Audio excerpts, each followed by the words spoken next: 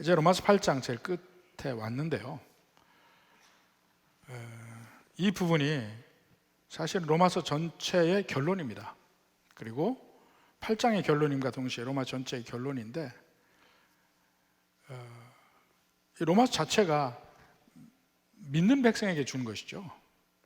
우리가 어떻게 구원을 받았는가 하는 것은 1장부터 4장까지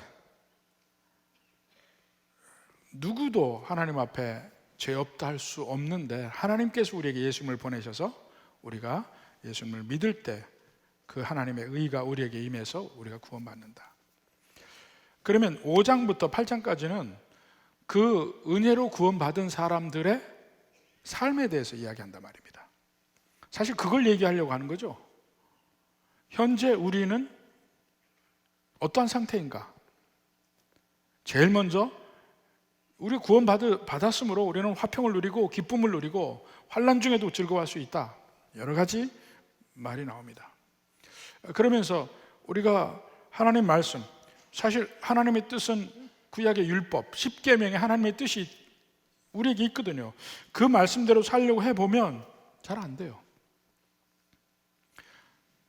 내가 예수님 믿고 하나님 뜻을 잘 알고 살려고 하는데 잘 안 돼. 쓰러지고 넘어지고 언제나 죄에게 지게 되고, 이런 상태에서 곤고하게 하나님을 바라봅니다. 그것이 6장, 7장의 이야기예요. 근데 우리가 잊지 말아야 될 사실이 하나 있는데, 우리가 예수님을 믿을 때 성령께서 우리의 심령에 거하게 됐다 이겁니다. 그래서 우리 속에 아직 죄성이 없어지진 않았지만 그보다 훨씬 센, 훨씬 능력이 많은, 반드시 이길 성령의 능력이 우리에게 있다는 것입니다. 그렇게 될 때 무슨 일이 벌어지는가? 그것이 8장에 있는 이야기입니다. 네, 우리가 죄와 싸울 때의 이야기도 6장, 7장에 나오고, 또 8장에서 특히 우리 현재의 삶의 고난에 대해서 이야기를 해요. 고난. 천국 가면 그런 것이 없어질 텐데, 현재 우리에게 당한 고난, 환난, 어려움, 고통, 죄에 쓰러짐, 이 모든 것이 있는데, 그럴 때 그 고난을 바라보는 우리의 자세는 어떻게 돼야 될 것인가? 이 문제를 얘기합니다.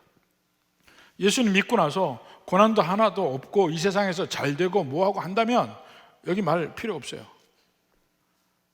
근데 분명히 하나님이 계시고 그 거룩한 하나님이 나를 구원하셨는데, 내 실제 삶에서는 그대로 살지 못하는 내 자신, 또 환난이 있는 그런 면, 과연 이것이 어떻게 봐야 되고 어떻게 대응을 해야 되는가, 이 문제를 우리에게 이야기하는 것입니다.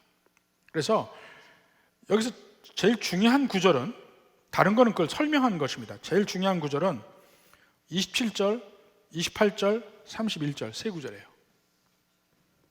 다른 건 다 설명입니다. 27절은 지난 시간까지 세 가지 종류의 탄식을 이야기하면서 마지막 성령의 탄식을 이야기했습니다. 근데 거기서 끝까지 말하지 않은 면은 뭐냐면, 우리가 지금 살아가면서 우리가 힘을 낼 수 있는 이유는 성령께서 우리를 위해서 간구하신다는 거예요. 성령께서 우리를 위해서 중보하신다는 거예요.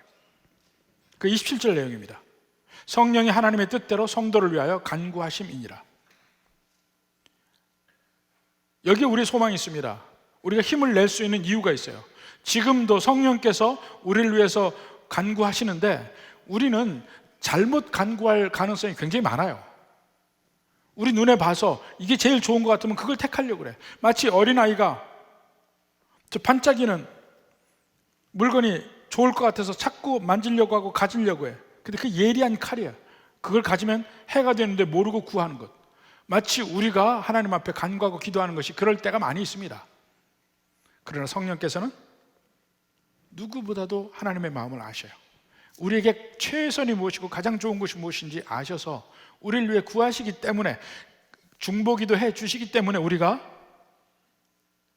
제대로 믿음의 삶으로 지킴을 받고 갈 수 있다는 것입니다. 그 다음에 28절의 말씀, 또 하나 우리 삶에서 확신을 가지고 살 수 있는 말씀인데, 우리가 알거니와 하나님을 사랑하는 자 곧 그 뜻대로 부르심을 입은 자들에게는 모든 것이 합력하여 선을 이루느니라.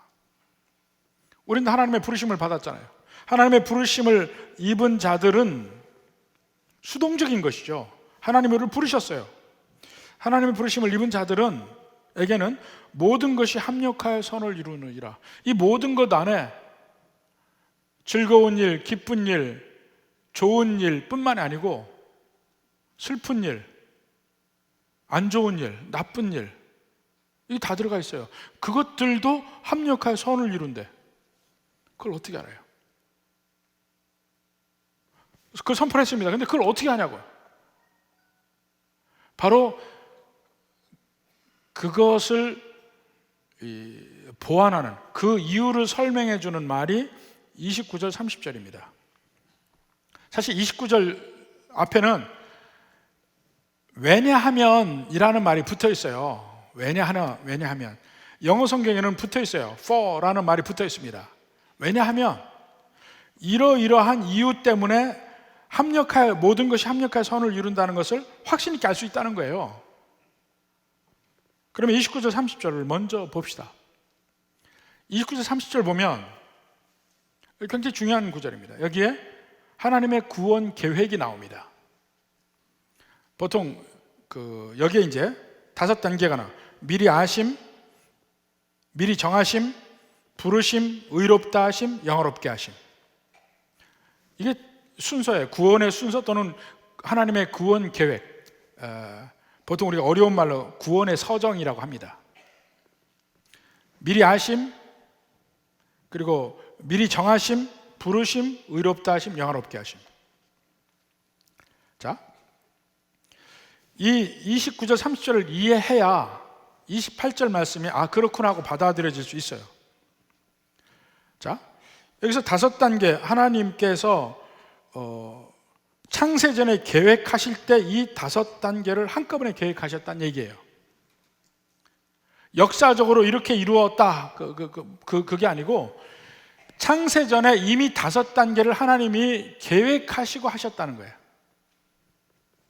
자, 이게 뭐냐면요, 그러니까 역사적 순서가 아니고 논리적 순서예요. 제일 먼저 미리 아심. 천지 만물이 지어지기도 전에, 내가 이 세상에 지어지기도 전에 하나님은 우리를 미리 아셨어요. 여기서 미리 아셨다는 얘기는 그냥 존재 자체를 알았다는 것뿐만 아니고 은혜의 선택, 하나님께서 은혜의 선택하시고 돌보신다는 면까지도 이 아신다는 말 안에 다 들어 있습니다. 나를 미리 아심이 창조 전에 이미 일어났다는 거예요. 그 다음에 두 번째로 미리 아신 그들을 미리 정하셔요. 이 미리 정하셨다는 얘기는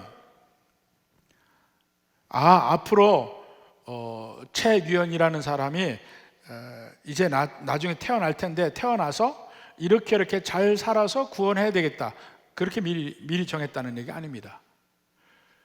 내가 앞으로 하게 될 하는 일, 잘못, 모든 것 다 전에 그냥 하나님이 먼저 정하셨다, 먼저 택하셨다는 얘기예요.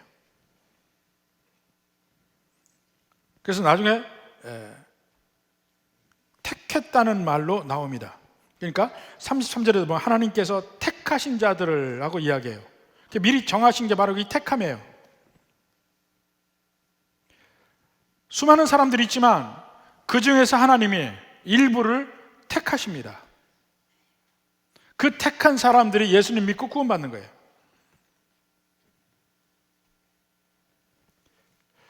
자, 궁극적인 목적이 있겠지만 하여튼 하나님이 택하셔요. 자, 여기까지는 계획적인 면이고, 그 다음에 실행도 계획하셔요. 그 다음에 어떻게 하시느냐? 그 다음에 부르셔요. 우리를 부르셔요. 여러분, 다양한 환경 속에서 여러분이 예수님을 믿었을 겁니다. 그렇지만 어떠한 환경에서 여러분이 예수를 믿었든지 하나님이 부르셨기 때문에 그 순간에 여러분이 예수를 믿게 되는 거예요. 디모데후서 1장 9절 봅시다. 하나님이 우리를 구원하사 거룩하신 소명으로 부르심은, 자, 부르셨던 소명으로 부르심은 우리의 행위대로 하심이 아니요. 네가 지금 잘하니까 부른다, 이 개념이 아니란 말입니다. 행위대로 하심이 아니요 오직 자기 뜻과 그 다음에 영원전부터 그리스도 안에서 우리에게 주신 은혜대로 하심이라. 영원전에 우리에게 은혜를 주어서 부르신 거예요. 천지 만물이 지어지기 전에, 영원 전에 이미 하나님이 우리를 부르시는 거예요. 그리고 부르시면 응답하게 되어 있어요. 이것을 보통 effectual calling이라고 이야기하는데, 부르시면 응답하게 되어 있어요. 그 다음에 의롭다 하셔요. 부르신 그들을 의롭다 하셔요.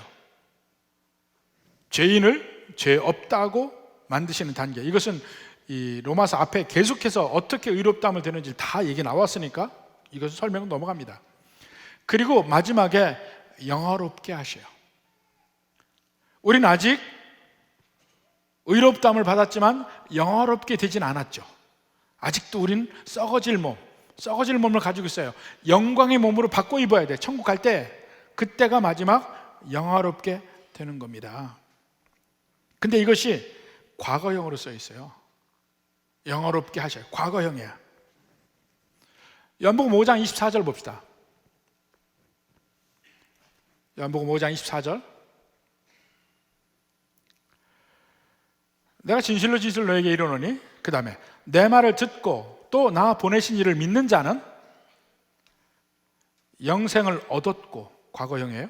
영생을 믿는 자는 영생을 얻었고 심판에 이르지 아니하나니 사망에서 생명으로 옮겼느니라. 과거형이에요. 너무나 확실해서 이미 되었다고 과거형으로 이야기를 해요.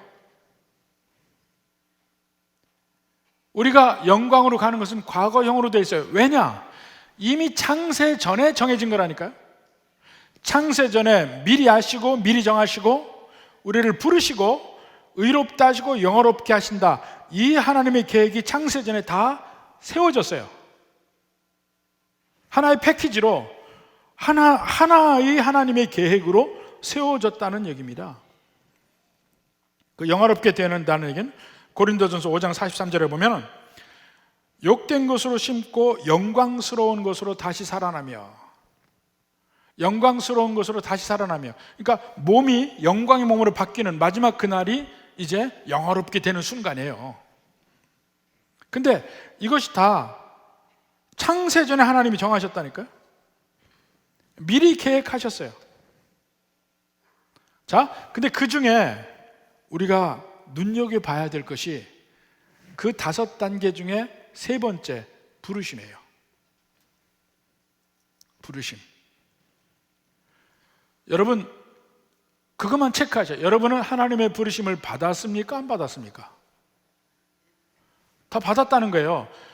부르심을 받았으면 이제 28절로 다시 가요. 28절로.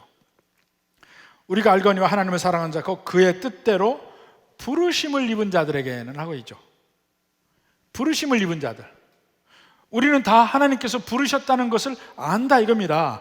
부르심을 입은 자들에게는 모든 것이 합력하여 선을 이뤄요. 왜냐하면 창세전에 하나님의 계획이 미리 하시고 미리 정하시고 부르시고 의롭다 하시고 영화롭게 하시고, 이것이 이미 하나의 묶음으로 이미 창세전에 계획이 돼 있어요. 그럼 그 중에 하나 부르셨다는 건 뭘 의미해요? 영화롭게 될 것이 반드시 될 것이라는 의미가 들어가 있는 거예요. 그래서 모든 것이 합력하여 선을 이루느니라는 말이 의미가 있는 거예요. 결국은 창세전의 계획대로 하나님이 우리를 부르셨다면 그 뒤로 영화롭게 할 것까지 다 이미 정해져 있어서 우리의 마지막은 결국 천국 가는 길이다 이겁니다. 그러니까 당연히 모든 것이 우리가 지금 어떤 길을 간다 하더라도 마지막 천국까지는 가게 되어 있다 이겁니다. 좀 더 의미를 부연해서 이야기하면 지금에 가는 모든 길들이 아닌 것 같은 길도 사실은 천국 가는 길이라 이거예요. 우리 눈에 아닌 것처럼 보이더라도. 그래서 이것을 알기 쉽게 설명할 때 제가 뭐라고 얘기하냐면 우리의 삶은 마치 녹화방송 같다 그랬습니다. 녹화방송 같다. 녹화방송 결과를 이미 알잖아요. 이미 결과를 안 상태에서 중간의 과정을, 경기의 과정을 지켜봐요. 옛날에 한일전 축구에서 6대5로 이긴 때가 있습니다. 6대5. 근데 6대5로 이긴 것이 전반에는 3대0으로 질 때가 있었어요. 우리가 막 지는 것 같아. 막 심장이 쫄깃쫄깃해 질까봐. 근데 6대5로 이긴 걸 아는 사람이 녹화방송 볼 때는 어떻습니까? 3대0으로 지고 있어도 아무렇지도 않아. 결말은 뻔하니까. 우리의 인생길이 바로 그런 길이라 이겁니다. 현재의 고난, 현재의 실패, 아무것도 아니라 이겁니다. 결국은 마지막은 승리예요. 마지막은 천국이에요. 그것이 이미 창세 전에 정해져 있지 않느냐 이거예요. 이걸 얘기하는 겁니다. 디모데후서 1장 12절 봅시다. 디모데후서 1장 12절. 이로 말미암아 내가 또 이 고난을 받되, 현재 고난 중에 있어요. 고난을 받되 부끄러워하지 아니함은 내가 믿는 자를 내가 알고, 내가 믿는 자를 내가 알고, 내가 믿는 자가 누구예요? 예수 그리스도 하나님이에요. 내가 알고, 그분이 어떤 분인지 알고, 또한 내가 의탁한 것을, 그분에게 의탁했어요. 내 모든 삶, 내 모든 인생을 의탁한 것을 그날까지 그가 능히 지키실 줄을 확신하노라. 이 생각이에요. 똑같은 말이에요. 31절하고 28절하고. 근데 이면은요 좀 연습이 좀 필요합니다. 아 그래? 확신하라. 확신이 딱 들어오지 않아요. 처음엔 잘 믿어지지 않아요. 이 말이. 예수님 믿고 나서 모든 길에서 결국은 이 길이라, 나는 믿음도 시원찮은 것 같은데 잘 확신이 되지 않아. 근데 몇 번 신앙생활 중에 이런 일을 당할 때 비로소 그때부터 믿어지기 시작하는 거예요. 마치 어린아이가 엄마가 나를 사랑하는 것에 대해서 확신이 없어요. 초장에는, 처음에는, 어릴 때는 눈앞에 엄마가 보여야 돼. 눈앞에 보이지만 않으면 엄마 찾느라고 난리. 엄마 나 버린 줄 알고. 그러나 시간이 흐르면서 점점 자라나면서 엄마가 내 눈에 안 보여도 부엌에 있겠지, 집안에 다른 데 있겠지. 조금 더 크면 엄마가 집안 전체에도 없어도 시장에 갔나 보다, 가게에 갔나 보다. 좀 있으면은 어차피 엄마 또 오잖아. 그러니까 삶 속에서 경험적으로 이 경험이 돼야 더 믿음이 자라나는 거예요. 처음에는 먼저 성경의 말씀을 믿고 한번 한 걸음을 디뎌 보는 게 필요해요. 하다 보면 경험되고, 하다 보면 경험되고, 경험이 쌓이다 보면 점점 확신으로 바뀌게 되고, 이러한 우리의 성장의 과정이 바로 믿음의 성장의 과정이 있습니다.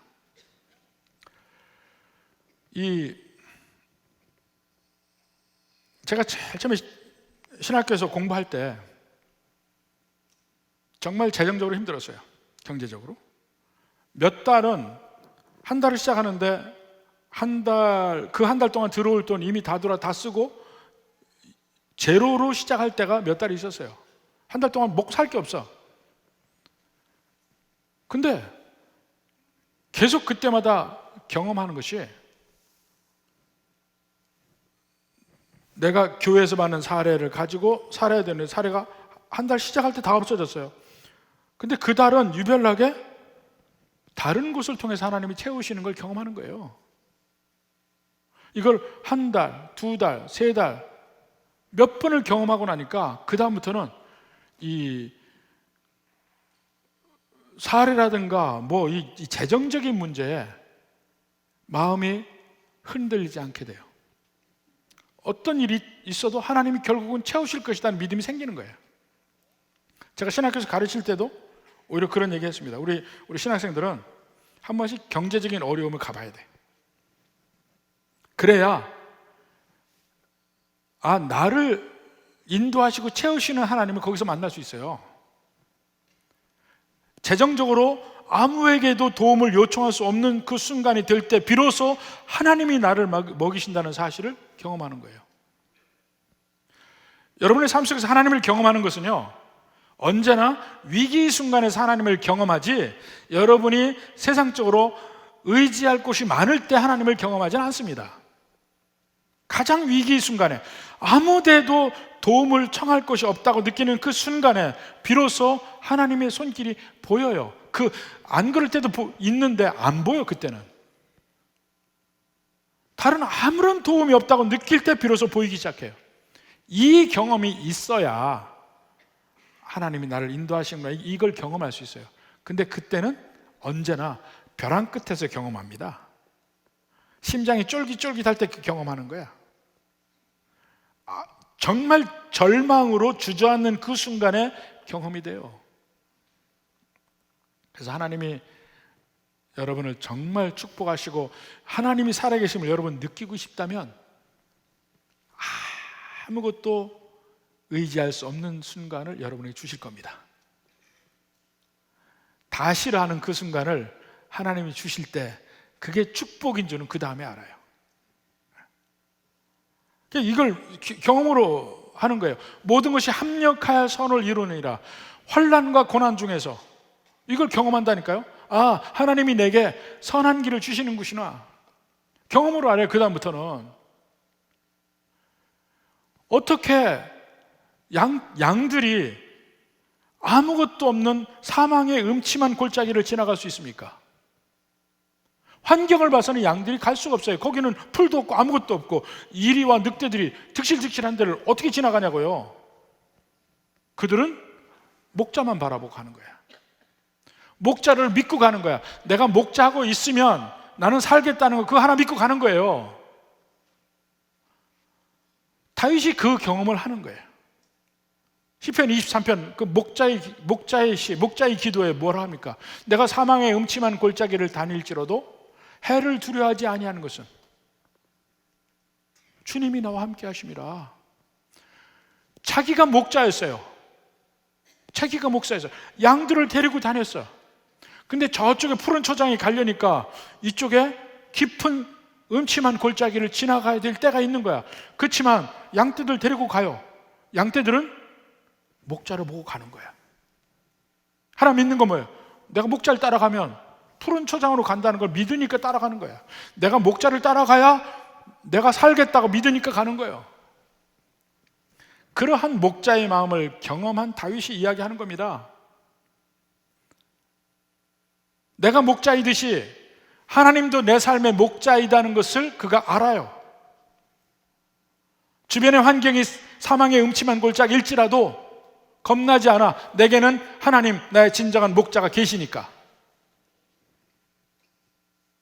이것의 표현이 그거예요. 모든 것이 합력하여 선을 이루느니라. 내 환경이 지금 왜 이렇게 어렵고 힘들고 괴로운 환경이 됐는지 몰라도 돼. 이유를 알 필요도 없어요. 욥이 환난을 당할 때 하나님이 왜 당했는지, 사단이 하나님 앞에서 어떻게 참소했는지 욥에게 얘기해 줬습니까? 안 해줬어요.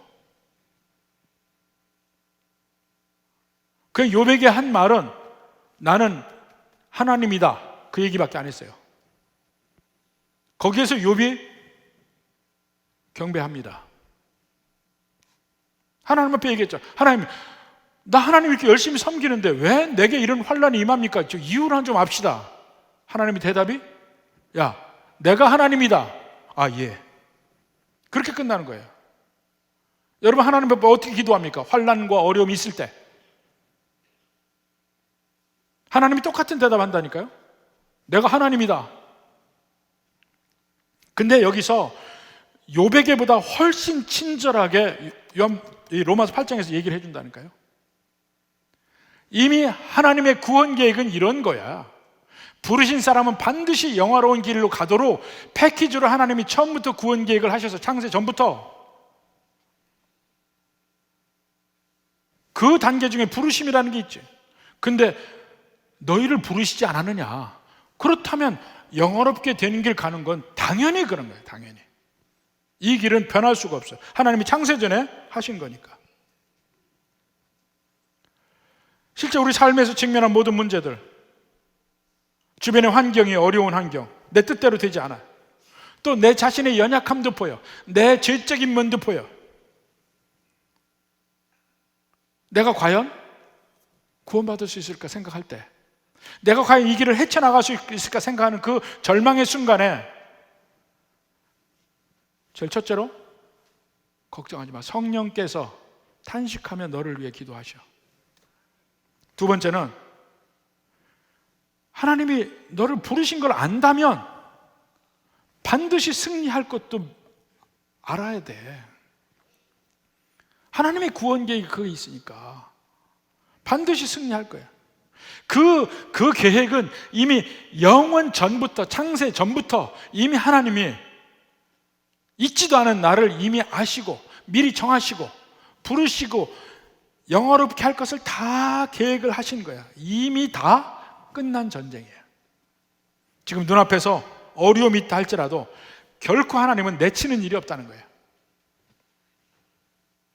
그래서 현재 내 주변에 무슨 일이 일어난다 할지라도 나는 결국 선한 길 인도함을 받고 승리할 거라는 확신이 있다는 거예요. 그 28절의 말씀을 하기 위해서 29, 30절 말씀이 있는 겁니다. 31절부터는 이제 로마서 8장 전체의 결론이에요. 결론. 그러면서 이제까지 로마서 전체의 결론입니다. 사실은요, 엄밀하게 이야기하면 9장부터 그 뒤는 없어도 의미가 훼손이 되지 않아요. 로마서 전체의 의미가 훼손되지 않아요. 가장 로마서에서 이야기하고자 하는 내용은 1장에서 8장까지 끝났고 8장 마지막이 최고예요. 한마디로 뭐냐면 어떠한 고난과 환난도 참으면 넉넉히 이긴다. 그 얘기를 하려고 하는 겁니다. 그 중에 그 결론의 가장 핵심적인 요절은 아까도 말했지만 31절이에요. 그런즉 이 일에 대하여 우리가 무슨 말 하리요? 이 결론 얘기하는 거예요. 이 일에 대하여 8장 전체의 일도 되고 로마서 이제까지 말한 모든 것을 다 합해서 이 일에 대하여 우리가 무슨 말 하리요? 이제 결론을 말하는 거예요. 자, 그 다음 문장. 만일 하나님이 우리를 위하시면 누가 우리를 대적하리요? 나는 우리말 성경을 좋아하지만 이 구절은 정말 아쉬워요.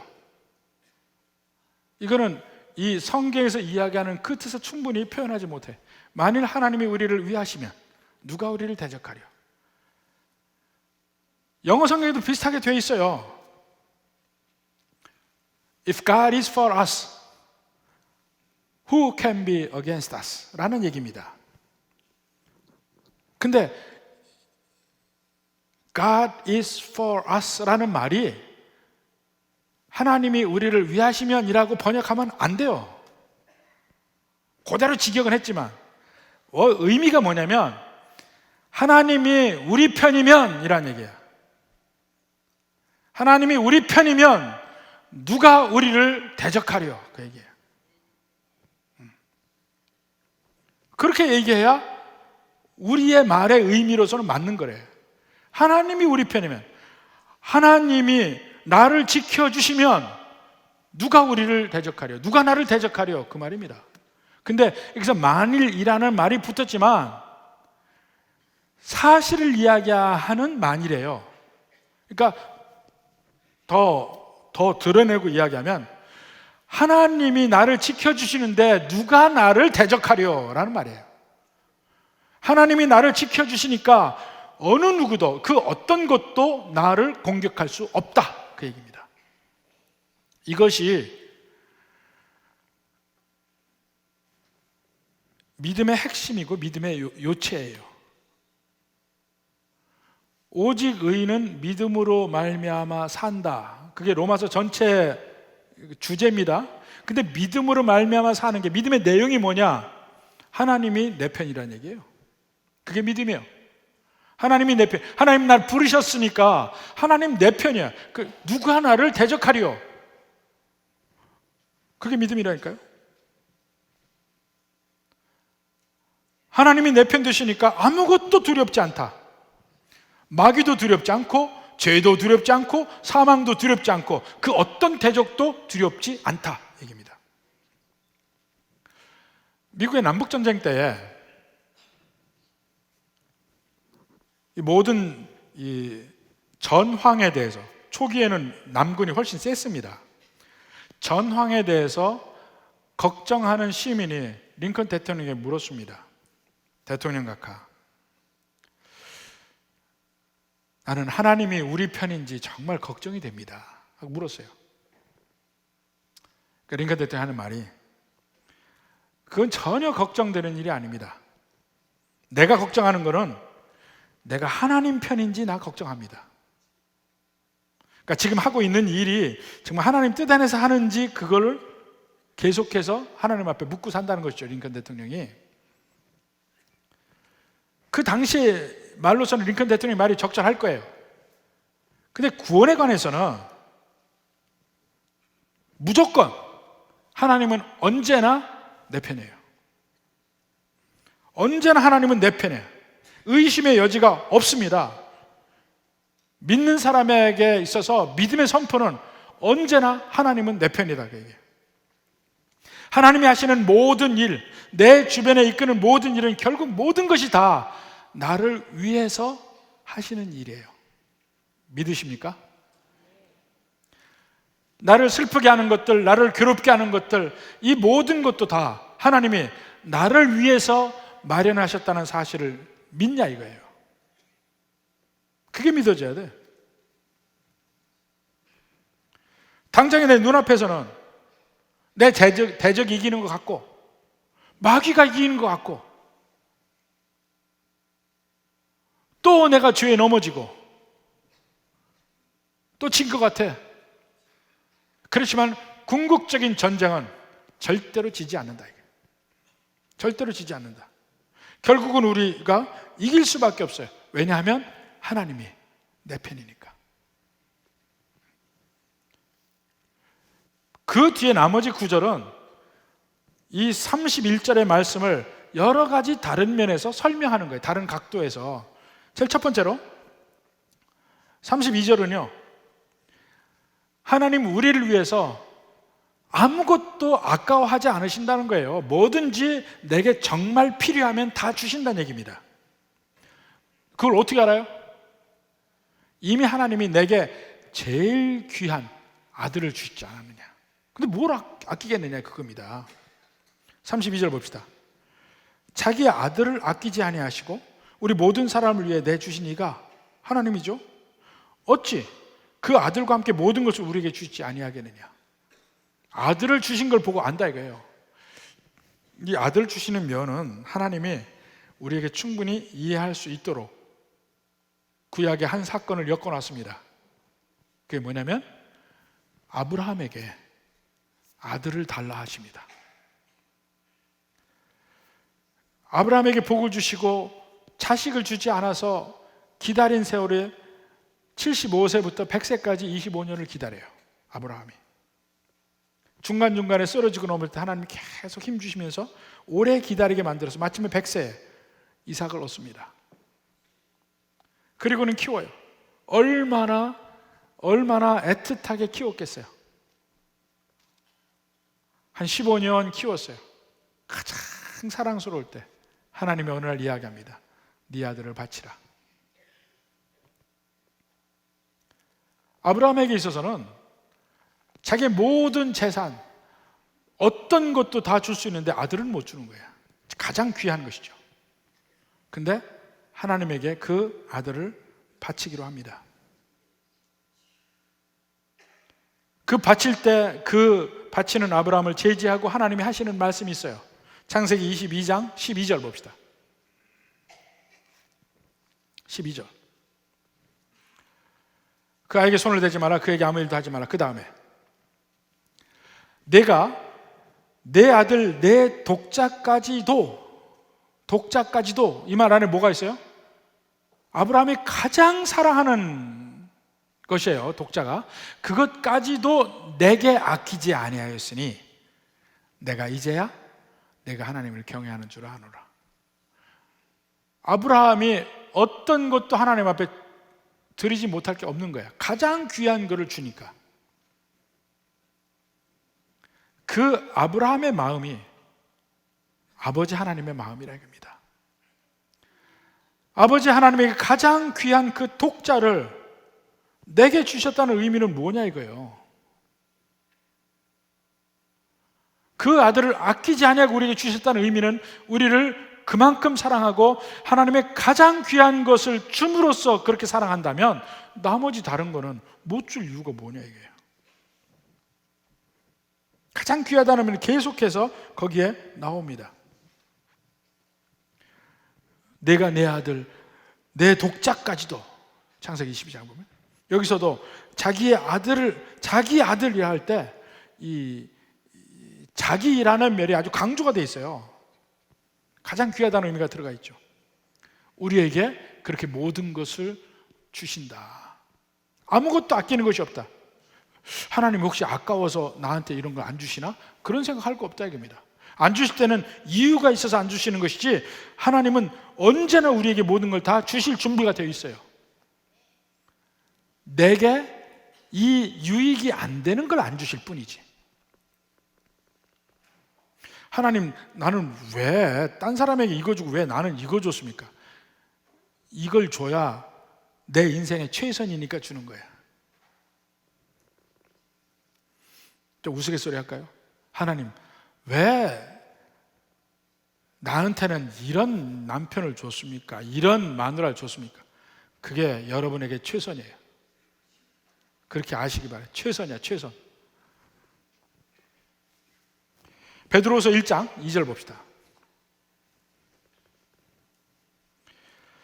하나님과 우리 주 예수를 알므로 은혜와 평강이 너에게 더욱 많을지어다. 그래놓고 그 다음에 그의 신기한 능력으로 생명과 경건에 속한 모든 것을 우리에게 주셨다. 모든 것을 우리에게 주셨다. 네. 하나님이 우리 편이다. 그 안에 다 있는 말이에요. 모든 걸 다 주셔요. 필요한 대로 다 주셔. 안 주시는 건 필요하지 않으니까 안 주는 것 뿐이야. 모든 걸 다 주셔요. 그 다음에 두 번째로 33절 44절에 보면 하나님이 내 편이라 누가 나를 정죄하고 나를 고발하고 이렇게 하려고 해도 전부 다 막아주신다는 거예요. 전부 다 막아주신다. 봅시다. 33절. 누가 능히 하나님께서 택하신 자들을 고발하리요. 딱 고발을 했어. 의롭다 하시는 이는 하나님이시니. 하나님이 재판관인데 누가 고발했어. 아니야, 무죄. 고발했어. 또 무죄. 어찌 할 수 없다 이거예요. 그 다음에 34절에 누가 정죄하리요. 정죄한다는 것을 판단하는 것이죠. 죽으실 뻔하여 다시 살아나신 이는 그리스도 예수시니. 정죄하려고 하면 내가 대신 죄값 받았잖냐. 예수님이 그런 거예요. 내가 그 죄값 받았잖냐. 완전히 나를 싸서 어떠한 공격도 막아주시는 하나님. 하나님이 내 편이면, 하나님이 내 편인데 누가 나를 대적하려. 계속 그 말입니다. 그 다음에 35절부터 37절까지는 이 세상의 그 어떤 것도 나를 하나님의 사랑에서 끊을 수 없다는 거예요. 35절 봅시다. 누가 우리를 그리스도의 사랑에서 끊으리요? 못한다는 얘기예요. 환난, 공고, 박해, 기근, 적신, 위험, 칼. 이거는 예시지 뭐 이거 말고 다른 것이 있다. 아니, 전부 다라는 얘기예요. 기록된 바 36절. 우리가 종일 주를 위하여 죽임을 당하게 되면 도살당할 양같이 여김을 받았나이다 함과 같으니라. 그 말은 시편 44편을 인용한 거예요. 근데 시편 44편 다윗의 찬송이에요. 다윗이 온갖 사방의 대적 때문에 고난을 받으면서 한 얘기예요. 근데 지금의 믿는 백성도 그렇게 당한다 이거예요. 생각해 보니까 이보다 1000년 전에 있었던 BC 1000년쯤에 다윗도 그렇게 당하고 다른 믿는 백성도 다 그 전부터 당해오고 그 이후도 당해. 모든 믿는 백성들은 다 이렇게 당하고 살아요. 여러분만 혼자 당하는 게 아니고. 그걸 알라게 다 당하고 살아. 그렇지만 그렇게 막 내 삶에 곤고해지고 막 두려워지고 막 이런 순간이 있지만, 그러나 30절에 그러나 이 모든 일에 우리를 사랑하시는 이로 말미암아 우리가 넉넉히 이기느니라. 참 여기서 재미있는 대목이 넉넉히란 말이야. 간신히 이기는 것도 아니야. 아이고 죽을 뻔하다 살았네, 그게 아니고 넉넉하게 이긴다.